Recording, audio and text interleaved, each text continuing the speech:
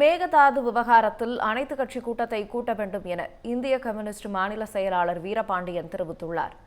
இதுகுறித்து திருவண்ணாமலையில் அவர் அளித்த பேட்டியை பார்க்கலாம். புதிய அரசு இப்பொழுதுதான் வந்திருக்கிறார்கள். நிதி போதவில்லை, கடன் பெற்றாக வேண்டும் என்கிற சூழல் இருக்கிறது. ஒன்றிய அரசு நிதி வழங்க வேண்டும். நீண்ட நெடுங்கால பிரச்சனைகளுக்கு ஒரு 2 மாதங்களில் தீர்வு என்பது சரியல்ல. பொறுத்திருந்து நாம் பார்ப்போம். எது எப்படி இருந்தாலும் நலத்திட்டங்கள் தொடர வேண்டும். முந்தைய அரசு நலத்திட்டங்கள் தொடர வேண்டும். பெயரை மாற்றுவது கூடாது. யார் ஆட்சியில் எத்தகைய நலத்திட்டங்கள் நடைபெற்றதோ அது தொடர்வது நல்லது. ஆனாலும் எதன் பொருட்டும் நலத்திட்டங்களை நிறுத்திவிடக்கூடாது. அது தொடர வேண்டும் என்று நாங்கள் கேட்டுக்கொள்கிறோம். நாங்கள் பங்கேற்கிறோம்.